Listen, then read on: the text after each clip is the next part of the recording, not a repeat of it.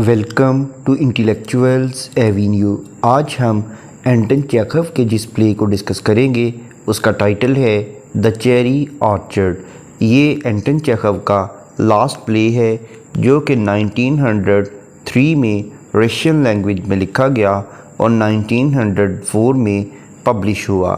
اسے Moscow art theatre میں 17 جنوری 1904 میں پریزنٹ کیا گیا۔ یہ بیسیکلی ایک ٹریجائی کامیڈی ہے۔ ٹریجائی کامیڈی ایسے پلے کو کہتے ہیں جس میں ٹریجک اور کامک دونوں قسم کے ایلیمنٹس پائے جائیں۔ اس سے پہلے ہم اینٹن چیخو کا ایک اور پلے جس کا نام دا بیئر ہے وہ ڈسکس کر چکے ہیں۔ اس پلے کا لنک ڈسکرپشن باکس میں موجود ہے۔ اب ہم آتے ہیں دا چیری آرچرڈ کی سمری کی جانب۔ یہ 4 ایکٹس پر کنسسٹنٹ ایک پلے ہے۔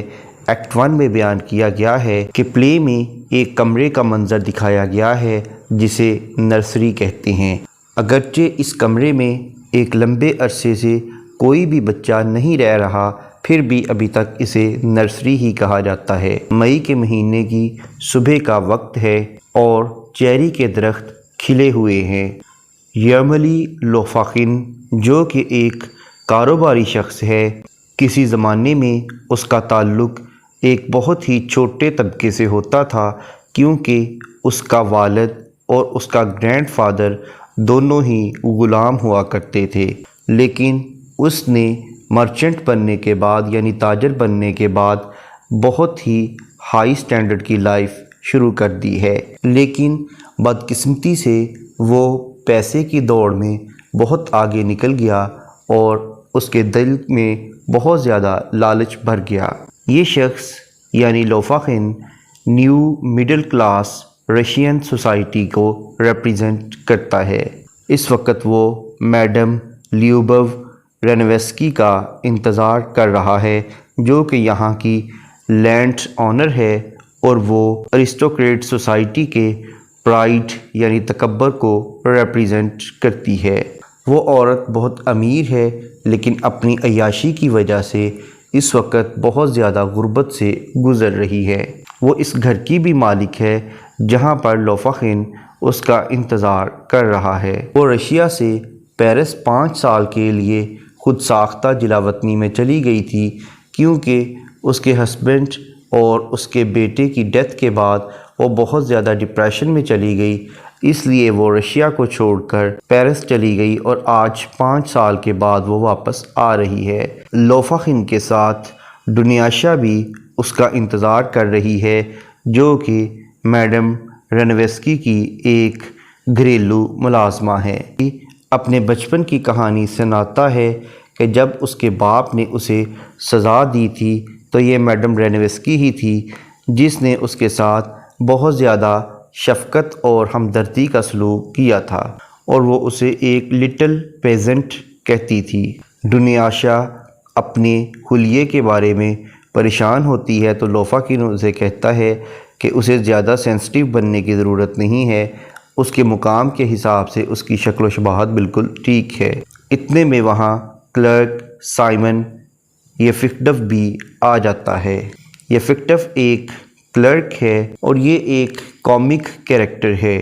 یہ ڈونیاشا کی محبت میں مبتلا ہے جو کہ ان کے گھر کی ملازمہ ہے اور کئی مرتبہ اسے شادی کا کہہ چکا ہے، جبکہ ڈونیاشا یفکٹف کی بجائے یاشا سے محبت کرتی ہے جو کہ میڈم لیوبو رینویسکی کے ساتھ پیرس گیا ہوا تھا اور اب اس کے ساتھ ہی واپس آ رہا ہے اور وہ اس کا ملازم ہے۔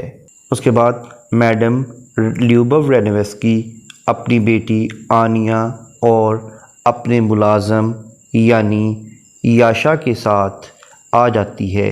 وہ جب ریلوے اسٹیشن پر پہنچتی ہے تو تمام لوگ اسے ویلکم کرنے کے لیے ریلوے اسٹیشن پر پہنچ جاتے ہیں۔ پیرس سے اس کے ساتھ 2 لوگ آتے ہیں، ایک اس کی بیٹی آنیا ہے جو کہ 17 ایئرز کی ایک لڑکی ہے اور یہ ہمیشہ وائٹ ڈریس ہی پہنتی ہے، اور دوسرا اس کا ملازم یاشا ہے جس سے اس کی ملازمہ یعنی ڈونیاشا محبت کرتی ہے۔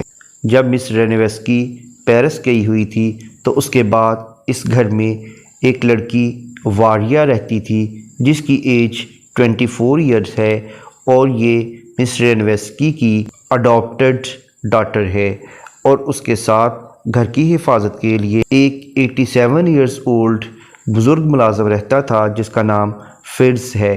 جب یہ ریلوے اسٹیشن پر پہنچتے ہیں تو مس رینویسکی اور آنیا کے ساتھ چارلٹ بھی ہوتی ہے جو کہ آنیا کی گورنس ہے۔ انہیں ویلکم کرنے کے لیے میڈم رینویسکی کا بھائی بھی وہاں موجود ہوتا ہے جس کا نام گائیو ہے، اور بورس پسچک جو کہ ایک لینڈ آنر ہے اور ان کا ہمسایہ ہے وہ بھی اسے ویلکم کرنے کے لیے جاتا ہے۔ دنیاشا آنیا کو بتاتی ہے کہ پیٹر ٹروفیم بھی ان کے ساتھ ہی رہتا ہے جو کہ مس رینویسکی کے بیٹے یعنی گریشا کا ٹیوٹر تھا۔ گریشا جو کہ میڈم رینویسکی کا بیٹا تھا اس کی 7 سال پہلے ڈیتھ ہو گئی تھی، لیکن اس کا ٹیوٹر ابھی بھی ان کے ساتھ رہتا ہے۔ یہ بات سن کر آنیا بہت زیادہ حیران ہوتی ہے۔ اس کے بعد میڈم لیوبو رینویسکی کی اڈاپٹڈ ڈاٹر جس کا نام واریا ہے وہ چابیوں کا گچھا لے کر وہاں حاضر ہوتی ہے۔ واریا اور آنیا دونوں بہنیں ایک دوسرے سے ملتی ہیں اور آنیا اسے پیرس میں اپنے حالات بیان کرتی ہے کہ وہاں انہیں کن پریشانیوں کا سامنا کرنا پڑا، اور وہ یہ بھی بتاتی ہے کہ غربت کے باوجود اس کی ماں یعنی میڈم رینویسکی نے وہاں پر رقم خرچ کرنے سے دریغ نہیں کیا، اور جواب میں وہ اسے بتاتی ہے کہ لوفاخین اس کے ساتھ شادی کرنا چاہتا ہے لیکن ابھی تک اس نے اسے پرپوز نہیں کیا۔ اس بات کا اسے ڈر بھی ہے کہ شاید وہ کبھی بھی اسے پرپوز نہ کرے کیونکہ وہ پیسے کی محبت میں بہت آگے نکل گیا ہے، اس لیے اسے اپنی محبت کو پانے کی خواہش اتنی شدت سے نہیں رہی۔ اور وہ یہ بھی بتاتی ہے کہ اگر اس کے پاس اچھی خاصی رقم جمع ہو گئی تو شاید وہ کسی کانوینٹ یعنی کسی خانقاہ میں چلی جائے۔ اس کے بعد آنیا اپنے آڈینس کے لیے ایکسپلین کرتی ہے کہ کس طرح سے 6 برس پہلے اس کے والد یعنی مسٹر رینویسکی کی ڈیتھ ہو گئی اور اس کے 1 مہینے بعد ہی اس کے بھائی یعنی گریشا کی ڈیتھ ہو گئی۔ گریشا کی عمر اس وقت 7 ایئرس تھی، وہ دریا میں ڈوبنے کی وجہ سے مر گیا تھا۔ اس کے بعد یاشا داخل ہوتا ہے، وہ ایک جوان ملازم ہے جو کہ رینویسکی کے ساتھ رشیا روانہ ہو گیا تھا۔ دنیاشا اسے پہچان لیتی ہے لیکن وہ اسے نہیں پہچان پاتا، وہ اسے پہچانے بغیر ہی اسے کس کرتا ہے جس سے اس کے ہاتھ سے پلیٹ گر کر ٹوٹ جاتی ہے۔ جیسے ہی یاشا باہر جاتا ہے واریا اندر آتی ہے، دنیاشا سے پوچھتی ہے کہ یہ کس چیز کی آواز تھی۔ وہ جواب میں بتاتی ہے کہ اس سے ایک پلیٹ ٹوٹ گئی تھی۔ واریا کہتی ہے کہ پرانے وقتوں میں پلیٹ کا ٹوٹ جانا یعنی سوسر کا ٹوٹ جانا ایک خوش قسمتی کی علامت سمجھا جاتا تھا۔ اس کے بعد آنیا سونے کی تیاری کرتی ہے کیونکہ وہ سفر سے بہت زیادہ تھک چکی ہے۔ آنیا کے ریسٹ کرنے کے لیے جانے کے بعد لوفاخین آرچرڈ کی بات چھیڑ لیتا ہے جسے اب 22 اگست کو آکشن کر دینا ہے، یعنی اس کی نیلامی کر دینی ہے تاکہ مس رینویسکی کے جو قرضے ہیں انہیں پورا کیا جا سکے، کیونکہ انہوں نے بینک سے بہت زیادہ مورگیج لے لیا تھا، اب اس کی انسٹالمنٹ ان سے پے نہیں ہو پا رہی، جس کے لیے انہوں نے فائنل یہی سوچا ہے کہ اس گھر کو اس چیری آرچرڈ سمیت فروخت کر دیا جائے، جبکہ لوفاخین نہیں چاہتا کہ اس گھر کو بیچا جائے، اور وہ ایک مشورہ دیتا ہے کہ اس چیری آرچرڈ کے تمام درختوں کو کاٹ دیا جائے اور یہاں پر سمر کاٹیجز یعنی کچھ فلیٹ بنا دیے جائیں تاکہ ویکیشن گزارنے کے لیے جب یہاں پر ٹورسٹ یا سیاح آئیں تو وہ یہاں رینٹ دے کر سٹے کر سکیں۔ لیکن رینویسکی کو یہ بات بالکل بھی پسند نہیں آتی۔ لوفاخین کہتا ہے کہ یہ باغ انہیں کچھ بھی نہیں دے رہا سوائے چیریز کے جنہیں وہ پھینک دیتے ہیں، اس لیے اسے چاہیے کہ اسے ختم کر فلیٹس بنا دیے جائیں تاکہ اس سے کچھ پیسے حاصل ہو سکیں اور بینک سے ان کی جان چھوٹ سکے۔ گائیو جو کہ میڈم رینویسکی کا بھائی ہے وہ یہ کہتا ہے کہ یہ آرچرڈ بہت مشہور ہے، حتیٰ کہ انسائکلوپیڈیا میں بھی اس کا ذکر آ چکا ہے، اس لیے اسے کچھ نہیں کیا جا سکتا۔ فٹز یاد کرواتا ہے کہ ایک وقت تھا جب ان چیریز سے جیم بنا کر فروخت کیا جا سکتا تھا، لیکن اب اسے اس کی ریسیپی بھی بھول چکی ہے۔ جب لوفاخن زیادہ زور دیتا ہے کہ اس چیری آرچرڈ کی جگہ انہیں فلیٹ بنا لینے چاہیے، تو میڈم رینویسکی کا بھائی یعنی گائیو اس کی انسلٹ کر دیتا ہے اور اسے یہاں سے واپس بھیج دیتا ہے۔ اس کے بعد گائیو بھی چلا جاتا ہے، لیکن جانے سے پہلے وہ اپنی بہن یعنی میڈم رینویسکی سے کہتا ہے کہ انہیں چاہیے کہ وہ کہیں سے 50,000 یعنی 50,000 روبلز کا انتظام کر لیں تاکہ اس پراپرٹی کی آکشن سے بچا جا سکے، اور اس 50,000 روبلز کو وہ کسی نہ کسی طریقے سے ریٹرن کر دیں گے۔ واریا جو کہ میڈم رینویسکی کی اڈاپٹڈ بیٹی ہے، وہ اسے 2 ٹیلی گرامز دیتی ہے جو کہ پیرس سے آئے ہیں، لیکن رینویسکی انہیں پھاڑ دیتی ہے کیونکہ در حقیقت وہ ٹیلی گرامز پیرس سے اس کے ایک بوائے فرینڈ نے بھیجے تھے جس نے اس کے ساتھ دھوکہ کیا تھا۔ جیسے ہی لوفاخن جاتا ہے تو میڈم رینویسکی کا ہمسایہ جس کا نام پسچک ہے، وہ میڈم رینویسکی سے 240 روبلز ادھار مانگتا ہے تاکہ اگلے دن وہ اپنی مورٹگیج کی رقم ادا کر سکے۔ یعنی یہ خود قرض میں ڈوبی ہوئی ہے، لیکن پھر بھی پسچک اس سے مزید قرضہ مانگ لیتا ہے۔ رینویسکی اسے صاف انکار کر دیتی ہے۔ رینویسکی اپنے چیری آرچرڈ کو ونڈو سے دیکھتی ہے جیسا کہ وہ بچپن میں دیکھا کرتی تھی۔ وہ کہتی ہے کہ اسے یہ باغ دیکھنے سے اپنی ماں یاد آ جاتی ہے جو کہ اس باغ میں چلتی تھی۔ اس کے علاوہ وہ اس درخت کا بھی ذکر کرتی ہے جو کہ ایک عورت کی طرح جھکا ہوا ہے۔